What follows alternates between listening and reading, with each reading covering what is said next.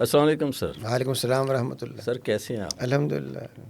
اچھا، آپ کراچی یونیورسٹی میں پڑھے بھی اور پھر وہاں پڑھایا بھی؟ جی جی. اچھا، اس طرح سے آپ اسلامک یونیورسٹی جو ہے یہاں اسلام آباد میں، ملیشیا میں رہے، چائنا میں رہے، پھر رفاع یونیورسٹی میں آ گئے. تو اچھا بھائی، یہ سوال تو عام طور پہ یہ بنتا ہے کہ آپ کو ان میں سے کون سی یونیورسٹی پسند ہے، لیکن میں یہ سوال نہیں کرنا چاہ رہا. میں چاہ رہا ہوں کہ ان تمام یونیورسٹیوں کی اگر کچھ خوبیوں کو نکالا جائے تو وہ کیا ہو سکتی ہیں؟ جی، پہلی بات تو یہ کہ میں ان یونیورسٹیوں میں گیا نہیں، اس سے میرا کوئی دخل نہیں ہے. اچھا جی. بلکہ اللہ تعالیٰ مجھے وہاں لے گیا. کراچی یونیورسٹی میں جب نتیجہ آیا تو جو صاحب میرے ڈپارٹمنٹ کے اندر مجھ سے بہتر جن کے نمبر تھے، اچھا جی. وہ تھے ڈاکٹر نثار صاحب، اوکے. اور میرے ان سے کم نمبر تھے، لیکن دونوں فرسٹ کلاس میں تھے. تو ہمارے جو ڈین صاحب تھے ڈاکٹر اشاق قریش، اپنے ڈاکٹر امیر حسن صدیقی صاحب، وہ گئے ڈاکٹر اشاق قریشی کے پاس جو وائس چانسلر تھے اس وقت، اور کہا کہ میرا خیال یہ ہے کہ ہم نثار صاحب کو بطور لیکچرر کے لے لیں، اور یہ جو انیس ہیں ان کو ہم لیں ریسرچ فیلو کے طور پر. ٹھیک. تو انہوں نے کہا نہیں، میرا خیال مختلف ہے، آپ انیس کو لیں لیکچرر اور ان کو لیں ریسرچ فیلو. تو میں نے خواہش کا اظہار نہیں کیا، نہ میں گیا کرنے. ٹھیک. جب میں امریکہ میں تھا تو ایک کانفرنس یہاں پہ ہوئی ہجرہ تقریبات کے حوالے سے. جی. اس میں مجھے یہ مدعو کیا گیا. میرے ایک دو لیکچر تھے اور ایک آدھ سیشن میں نے چیئر کیا. تو وہ چیئر کرنے کے بعد کانفرنس کے جو چیئرمین بھی تھے اور ریکٹر تھے اے کے بروہی صاحب مرحوم، انہوں نے کہا کہ میں چاہتا ہوں کہ آج شام کو کھانا آپ ہمارے ساتھ گھر پہ کھائیں. ٹھیک. بڑی اچھی بات ہے. تو ہم چلے گئے ان کے گھر. تو ان کے گھر پہ ڈاکٹر افضل مرحوم صاحب جو اس وقت وزیر تعلیم تھے، اور ڈاکٹر مسز عنایت اللہ ایک بہت مشہور سوشل ورکر تھیں. یہ تین افراد ان کے ساتھ ڈنر ہوا. اس میں انہوں نے کہا کہ ہم یہ چاہتے ہیں کہ اگر آپ یہاں آ جائیں تو ہم یونیورسٹی ہم نے شروع کی ہے، وی نیڈ اے پرسن. بات آئی گئی ہوگی. جی. ٹھیک. واپس چلا گیا. کچھ دنوں کے بعد انہوں کا ایک ٹیلی گرام تشریف لے. زمانے میں ٹیلی گرام ہوتے تھے، یہ بات ہے 1980 کی، اور اس میں ای میل نہیں ہوتے تھے، نہ فیکس ہوتا تھا. تو وہ ٹیلی گرام آیا کہ جی you should join as early as possible. ٹھیک. تو یہاں بھی ایسا نہیں ہوا کہ میں خود گیا ہوں کہیں. ملیشیا میں جب وہاں پہ یونیورسٹی قائم ہوئی تو 83 میں قائم ہوئی، اور اس میں آہستہ آہستہ تبدیلیاں ہوتی رہیں. لیکن 90 کے لگ بھگ جب میں یہاں پہ تھا اسلامی یونیورسٹی میں، تو وہاں پہ جو صاحب ریکٹر تھے عبدالحمید بن سلیمان صاحب، انہوں نے خط لکھا اسلامی یونیورسٹی کو یہاں کہ ہم ایک نیا پروگرام شروع کر رہے ہیں، ایک فیکلٹی بنا رہے ہیں، اس کے لیے ہم چاہتے ہیں کہ انیس سے کچھ امداد لیں، تو اگر آپ بھیج دیں ہمارے پاس. تو کافی تردد کے بعد انہوں نے کہا ٹھیک ہے چلے. تو انہوں نے ہمیں وہاں بھیج دیا. جب وہاں سے ہم واپس یہاں آ گئے تو ایک میرے شاگرد تھے چین میں، انہوں نے وہاں سے اپنی یونیورسٹی سے خط بھجوایا کہ ہم چاہتے ہیں کہ آپ ایک سیریز آف لیکچرز ہمارے یہاں کے دیں پورے 1-1.5 مہینے کے لیے. تو وہ بریک تھا یونیورسٹی کا، اس میں وہاں چلے گئے. تو جہاں کہیں بھی اتفاق ہوا پڑھانے کا یا جانے کا، تو میرے اختیار میں نہیں تھا. ٹھیک. جہاں اللہ لے گیا چلا گیا. لیکن جو بات آپ نے آغاز میں فرمائی، میں سمجھتا ہوں کہ ہر جامعے کی اپنی خصوصیت ہوتی ہے. میں نے امریکہ میں ٹیمپل یونیورسٹی سے پی ایچ ڈی کیا اور وہاں پڑھایا بھی. وہاں کی جو خوبی تھی وہ یہ کہ جو تعلق استاد و طالب علم کا بلا تکلفی کا ہونا چاہیے وہ غیر معمولی طور پہ موجود تھا. اوکے. ہمارے ہاں اتنا حجاب درمیان میں حائل رہتا ہے کہ بہت کم اساتذہ ایسے ہوتے ہیں جو طلباء سے بے تکلفی سے بات کریں. دوسری بات یہ کہ ایک چیز کو جیسی کہ وہ ہے کہنے کا انداز، ہمارے ہاں کوئی کمزوری آپ کسی کی محسوس کریں یا کوئی خوبی محسوس کریں تو آپ اس کا ذکر کرتے ہوئے الفاظ تلاش کرتے ہیں. لیکن میں نے یہ دیکھا کہ امریکی جامعات میں اگر آپ نے ایک اچھی بات کہی ہے تو وہ فوراً کہہ دے گا، اور اگر آپ نے کوئی ایسی بات کی جو ٹھیک نہیں ہے وہ بھی فوراً کہہ دے گا. یہ کیا بات ہوئی؟ تغلق کی کوئی بات یعنی وہ یہ دیر نہیں کرے گا سوچنے میں کہ یہ برا مانیں گے بھلا مانیں گے کیا کریں گے.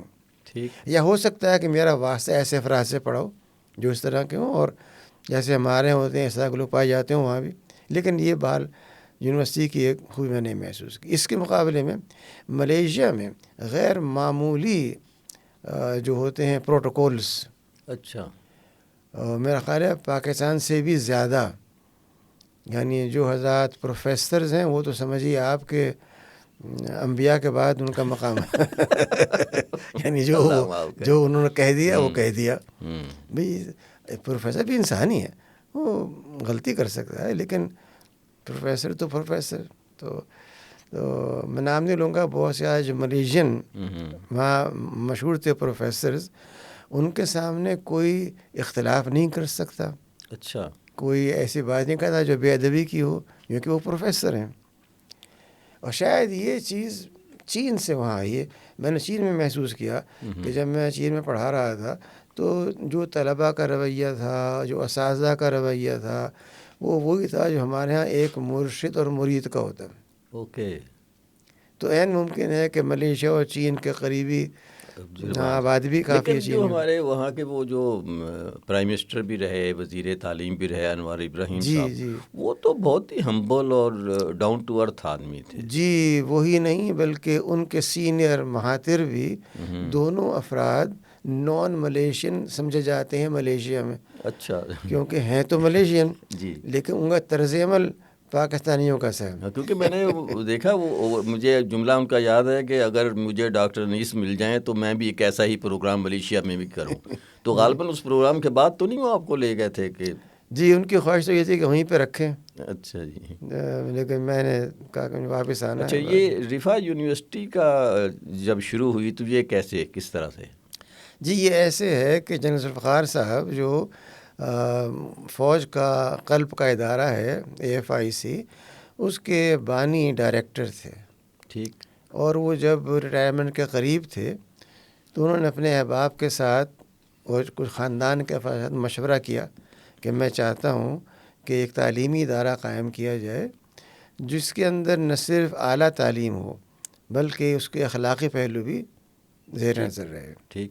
تو مجھے مشورہ شامل رکھا انہوں نے، اور اس کے نتیجے میں اسلامک انٹرنیشنل میڈیکل کالج کے نام سے 1996 میں کالج قائم کیا گیا.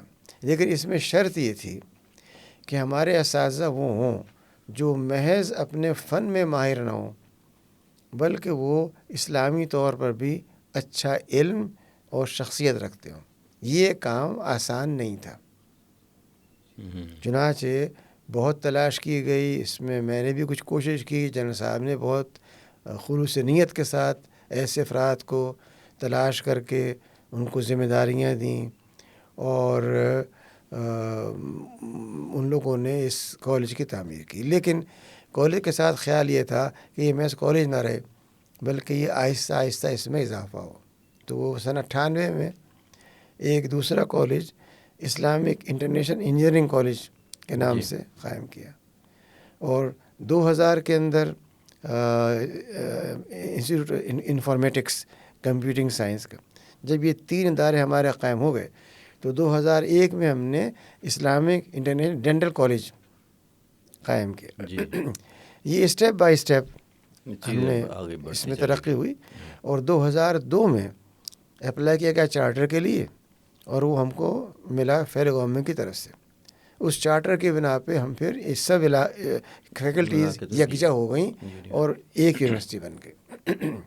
اچھا، یہ تمام یونیورسٹی جو آپ نے دیکھی تو ان میں سے آپ سمجھتے ہیں کہ ان میں سے کچھ چیزیں آپ نے کچھ چائنا سے اچھی خوبی تھی یا فلاں میں تجربہ تھا، تو آپ نے اپنے ایکسپیرینس جو مختلف یونیورسٹیوں کے تھے اس کو یہاں رفا میں اپلائی کرنے کی کوشش کی آپ؟ جی، میں نے رفاہی میں نہیں بلکہ جب میں اسلامک یونیورسٹی میں تھا کراچی اپنے اسلام آباد میں، تو میں نے پوری کوشش کی کہ جو کچھ میں نے امریکہ میں تجربہ کیا تھا اور سیکھا تھا، خاص طور پہ یوتھ ٹریننگ کے حوالے سے، جو وہاں پہ میری ایک ذاتی دلچسپی تھی کہ پڑھانے کے ساتھ میں نے ٹریننگ پروگرامز بہت سے منعقد کیے امریکہ میں یوتھ کے لیے، تو اس کے پہلے میں نے ایک تصور بنایا کہ یونیورسٹی میں ایک ادارہ ہو دعوی اکیڈمی کے نام سے، جی، اور اس کے اندر تربیت وہ ہو جو کاغذی نہ ہو، کتابی نہ ہو، بلکہ عملی ہو۔ چنانچہ اس کے پروگرام وہ بنائے گئے جن میں کہ ایکٹیویٹیز اور مختلف ذمہ داریاں سونپ کر کے لوگوں کو لیڈرشپ سے آگاہ کیا جائے۔ وہی شکل میں نے کوشش کی ملیشیا میں، اور جو چیز امریکہ میں سیکھی تھی کہ سوشل سائنسز کے اندر ہم کس طرح سے اسلامی فکر کو، اسلامی تصورات کو نافذ کریں، نفوذ کریں ان کا، اس کو ہم نے ملیشیا میں تجربہ کیا، اور خاص طور پہ جو انڈر گریڈ پروگرام تھا اس میں یہ لازمی کیا کہ ہر علم کے اندر ایک حصہ ایسا ہو جو قرآن پاک کی روشنی میں یہ بتائے کہ اس مضمون سے متعلق قرآن پاک کیا کہتا ہے۔ یہ جگہ ہم نے یہاں پہ کی، لیکن اس کی تبدیلی کی تھوڑی سی، اور وہ یہ کہ محض مضامین میں نہیں بلکہ ایک ایسا کورس ڈیزائن کیا جو تمام طلباء کے لیے ان کو قیادت، دینی اعتماد، فخر اور دین پر عمل اس پر آمادہ کر سکے، اور ساتھ ہی انہیں معاشرے سے وابستہ کر سکے۔ تو یہ تین پہلو سامنے رکھتے ہوئے ہم نے ایک کورس بنایا لائف اینڈ لیونگ کے نام سے، اس کو یہاں پہ متعارف کروایا۔ تو یہ جو کچھ بھی رفاع میں نے ابھی تک کیا ہے یا آئندہ پلان ہے چیزیں کرنے کا، یہ سب ایک تسلسل ہے جو مختلف مواقع پر مجھ کو موقع ملا، اللہ نے توفیق دی کہ میں کچھ سیکھوں، تو اس کو میں نے کوشش کی میں یہاں منتقل کر سکوں۔ اچھا، ایک جگہ میں پڑھ رہا تھا کہ یونیورسٹی کسے کہتے ہیں، تو اس نے کہا کہ جو ایک لائبریری ہوتی ہے اور اس کے ارد گرد کچھ عمارتیں ہوتی ہیں، اس کو ہم یونیورسٹی کہتے ہیں۔ مختلف ایسے ہی ڈیفینیشن میں دیکھ رہا تھا کہ یونیورسٹی کسی نے کہا کہ جو کمیونٹی کا کام کر رہی ہے، کوئی ایجوکیشن پہ کچھ اس طرح سے، لیکن مجھے یہ ذرا تھوڑی سی دلچسپ لگی۔ تو آپ کے نزدیک جو ہے وہ ایک یونیورسٹی جو ہے جسے کہا جائے کہ ہاں فائن، جس طرح بعض اوقات میں پوچھتا ہوں جی وائی رفا ہی کیوں، تو ایک اور کسی ہم یونیورسٹی کا سمجھے کہ بات کر رہے ہیں، اس میں کیا خوبیاں ہونی چاہیے اور کیا نہیں ہونا چاہیے؟ جو تعریف آپ نے بیان کی ہے اس کو اگر میں اختصار سے عرض کروں تو مرکز علمی، جی، لیکن جو یونیورسٹی کو ہونا چاہیے وہ ہے مادر علمی۔ اوکے، کیونکہ ایک ماں جو ہوتی ہے وہ محض چند الفاظ بچے کو نہیں سکھاتی، بلکہ ان الفاظ کو اس طرح ادا کرتی ہے کہ اس کی باڈی لینگویج، اس کی آنکھوں کی گردش، اس کی مسکراہٹ، اس کی گرم محبت ان الفاظ کو اس کی شخصیت کا حصہ بنا دے، گویا اس کی تربیت کرتی ہے، تعلیم نہیں کرتی۔ میری نگاہ میں یونیورسٹی کا اصل کام وہ تربیت ہے جو تربیت فکری ہو، تربیت اخلاقی ہو، تربیت معاشرت ہو۔ جب تک یہ تین چیزیں نہیں کی جائیں گی، علم کی تربیت، شخصیت کی اور معاشرے سے متعلق اس کی خود آگہی اور اس کے اندر اس کا حصہ، اس وقت تک کوئی بھی جامع میری نگاہ میں جامع نہیں ہے۔ وہ ایک مرکز علمی ہو سکتا ہے، ایک عمارت ہو سکتی ہے، عمارت ہو سکتی ہے، لیکن مادر علمی نہیں ہو سکتی۔ اچھا، جب آپ کسی ٹیچر کو ہائر کرتے ہیں تو اس یونیورسٹی کے لیے پڑھانے کے لیے تو کیا خوبیاں آپ اس میں دیکھتے ہیں؟ جی، پہلی بات تو میں یہ دیکھتا ہوں کہ جو صاحب ہیں وہ اپنے شعبے کا علم کتنا رکھتے ہیں. ٹھیک. اس کے لیے میں نہ صرف خود بلکہ کوشش کرتا ہوں کم از کم ایک اس شعبے کا ایکسپرٹ موجود ہو جو ان سے وہ سوالات کرے جس سے معلوم ہو کہ اپنے شعبے کو کتنا سمجھتے ہیں یا سمجھتی ہیں. ٹھیک. لیکن میں بھی کوشش کرتا ہوں اس شعبے کے بارے میں کچھ معلومات کر کے انٹرویو میں بیٹھوں. ٹھیک ہو گیا. چنانچہ کچھ سوالات میں وہ کرتا ہوں جو فنی نوعیت کے لیکن ساتھ ہی میں یہ دیکھتا ہوں کہ جو ان کا جواب ہے، جو ان کی باڈی لینگویج ہے، وہ کیا ظاہر کر رہی ہے. اس میں اعتماد ہے یا فخر ہے، اس میں خاکساری ہے یا تکبر ہے، اس کے اندر علم کے ذریعے پیدا ہونے والی ایک عاجزی ہے یا اس کے اندر علم پر ایک قسم کا غرور ہے. تو یہ سب چیزیں آپ کو 20 منٹ کے اندر اندازہ ہو جاتا ہے، جو ممکن ہے بعض اوقات صحیح نہ ہو. لیکن میری کوشش ہوتی ہے کہ جہاں تک ہو سکے میں آبجیکٹیولی ان چیزوں کو دیکھوں. مثال کے طور پہ ایک شخص تعارف کرواتے وقت جو اپنے تعریفی قلابے ملاتا ہے اس کو پورا حق ہے، لیکن جو الفاظ استعمال کرتا ہے جی وہ یہ ظاہر کرتے ہیں کہ وہ اپنی نگاہ میں کتنا بلند ہے. اچھا، اگر ایک ایسا فرد معلم بن جائے تو وہ اپنی بڑائی تو بیان کرے گا لیکن وہ اوروں کو بڑا نہیں بنا سکے گا. معلم کا کام یہ ہے کہ اوروں کو بڑا بنا سکے اور اس کو اپنی بڑائی کا احساس نہ ہو. اسی کا نام ہے تربیت، مربی. نہیں، آپ کا پی جی ڈی پروگرام جو ہے وہ اساتذہ کے لیے اور جی دوسرے لوگوں کے لیے وہ غالباً اسی چیز کو جی مزید نکھارنے کے لیے جی وہ اسی لیے ہے کہ اساتذہ کو یہ احساس ہو کہ جو کچھ انہوں نے علم حاصل کیا ہے تنہا وہ علم نہیں ہے. نمبر 2، انہیں یہ احساس ہو کہ انہیں ہر لمحے علم میں اضافہ کرنا ہے. نمبر 3، یہ احساس ہو کہ میں اضافہ نہیں کرنا بلکہ اس علم کو منفعت کا ذریعہ بنانا ہے معاشرے کے لیے.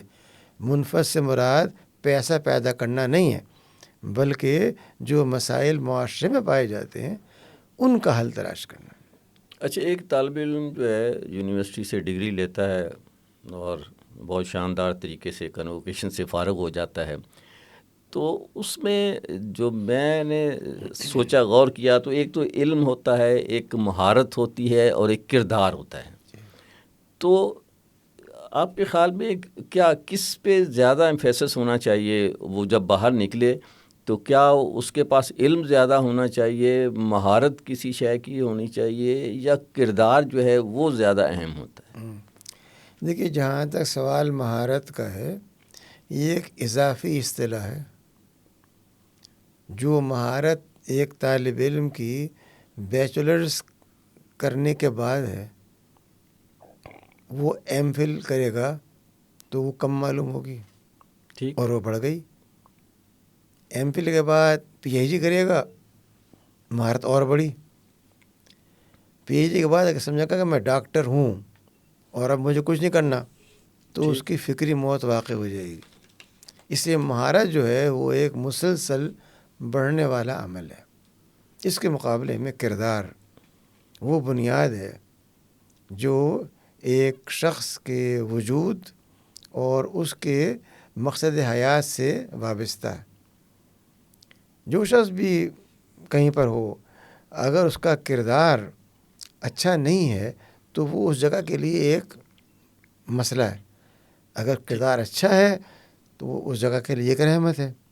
اس لیے میری نگاہ میں کردار زیادہ اہمیت رکھتا ہے تنہا علم کے مقابلے میں. لیکن ایک شخص کے پاس تقویٰ تو بہت ہو، یعنی وہ تہجد بھی پڑھتا ہو، روزے بھی رکھتا ہو، لیکن وہ کلاس میں لیٹ آئے، ٹھیک، کلاس میں جو لیکچر دے وہ 5 سال پہلے کا پڑھا ہوا مواد ہو، تو مجھے کیا فائدہ تقوی کا ہوا؟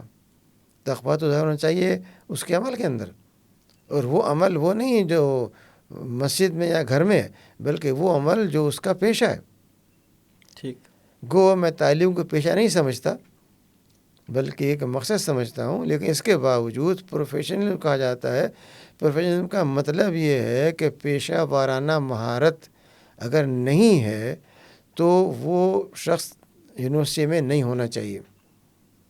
اسے کس زاویے میں ہونا چاہیے جہاں بیٹھ کے وہ اللہ کرتا رہے. اس لیے میں سمجھتا ہوں کہ دونوں کا ہونا ایک معلم اور معلمہ کے لیے لازمی ہے. جب تک کردار نہیں ہوگا علم کا اثر نہیں ہوگا. علم نہیں ہوگا تو نہ کردار تبدیلی پیدا نہیں کر سکتا. اچھا، آج کل چونکہ اے آئی کا دور ہے تو لوگ زیادہ جو کرتے ہیں کہ جی اسکل ہونی چاہیے، کیونکہ آپ پڑھتے ہیں لکھتے ہیں پیسہ کمانے کے لیے. اگر آپ کے پاس ڈگری نہ بھی ہو، آپ میٹرک ہوں، یہ سیکھ لیں، اتنا کما سکتے ہیں. تو اس کے بارے میں وہ تو جامعات کی بھی یہ تو ایک جسٹ جی کہ جی ڈگری بانٹی جا رہی ہے جی اور کچھ نہیں ہو رہا.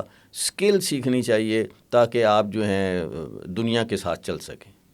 جی دیکھیے، ایسا ہے کہ ایک تو یہ جو اے آئی ہے، مصنوعی ذہانت، جی اس کے حوالے سے ہمارے ہاں جو تصورات پائے جاتے ہیں ان میں اصلاح کی ضرورت ہے. ٹھیک. ہر چیز میں اے آئی کو داخل کرنا جو ہے یہ ایک بہت سخت غیر دانش مندانہ تصور ہے. اے آئی کا مطلب اگر یہ ہے کہ بعض ایسے کام جن کے اندر آپ کو زیادہ وقت لگتا ہے کوئی چیز تلاش کرنے میں اور وہ تیز رفتاری سے تلاش کر کے آپ کو فراہم کر دے تو اس کا استعمال کرنا مفید ہے. لیکن اگر اے آئی کا مطلب یہ ہو کہ آپ کو مشاعرے میں ایک غزل پیش کرنی ہے اور آپ نے اس سے کہا کہ آج شام مشاعرہ ہے، یہ مصرعِ ترا ہے، اس کے جو وزن ہیں ان کے اوپر آپ مجھے ایک 9 سے 11 اشعار پر مبنی، کیونکہ غزل ہمیشہ طاق اشعار میں ہوتی ہے، ایک غزل بنا کر کے دے دیں جس کے اندر محبوب کا نقشہ یہ ہو اور ناامیدی کی شکل یہ ہو. اب اے آئی کا کام یہ ہے کہ وہ چند لمحات میں ڈھونڈے مختلف دیوانوں کے اندر اور وہ اس میں سے وہ نکال کے آپ کے سامنے رکھ دے.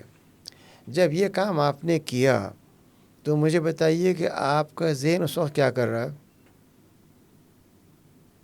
جب آپ کا ذہن اس وقت آرام فرما رہا ہے اور اے آئی اس کی جگہ کام کر رہا ہے تو یہ جب عمل کیا جائے گا 15 مرتبہ تو کیا اس کے بعد آپ کا ذہن قابل استعمال ہے یا وہ سن ہو چکا، یک بستہ ہو چکا اور کسی کام کا نہیں؟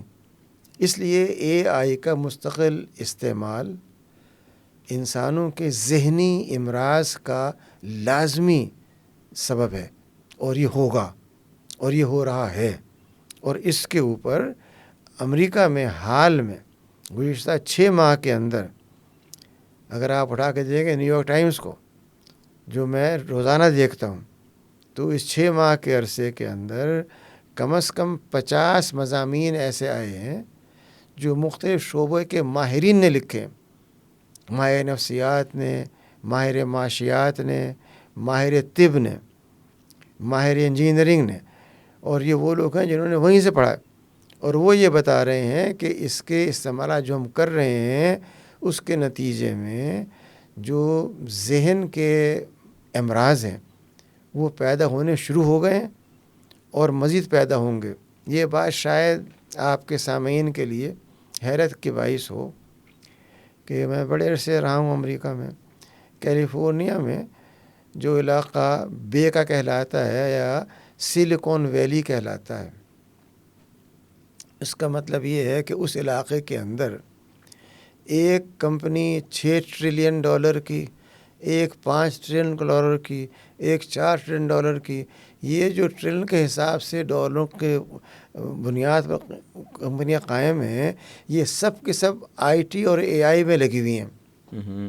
لیکن پوری سلیکون ویلی کے اندر کوئی ایک اسکول ایسا نہیں ہے اور یونیورسٹی جو پرائیویٹ ہو جس میں یہ الاؤ ہو کہ آپ اے آئی استعمال کر سکتے ہیں، جس میں یہ الاؤ ہو کہ آپ موبائل لے کے آ سکتے ہیں، جس میں یہ الاؤ ہو کہ آپ کے پاس آئی پیڈ یا کمپیوٹر کلاس کے اندر ہو. یہ میں اس کی بات کر رہا ہوں جو حقیقت ہے، قیاسی بات نہیں ہے. ٹھیک ہے. چونکہ ہمارے ہاں نہ کوئی تحقیق کرتا ہے، نہ جا کے دیکھتا ہے، نہ معلوم کرنا چاہتا ہے، اندھے پیروی کے اندر ہم چیزیں اختیار کرتے ہیں.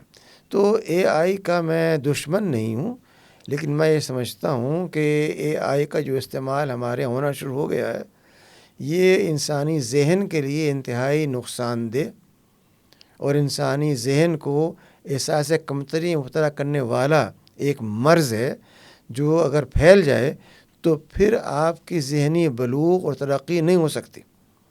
اس لیے اس کے حوالے سے بہت تفصیل سے جائزہ لے کر کے ایک قومی نقشہ بنانے کی ضرورت ہے، جو ہم نہیں کر رہے. جی بہت شکریہ. آج کی ملاقات کو ہم یہیں ختم کرتے ہیں جی. بات آگے کافی ہو سکتی ہے اس موضوع پہ، تو اگلی نشست پہ رکھتے ہیں. بہت شکریہ سر. جزاک اللہ.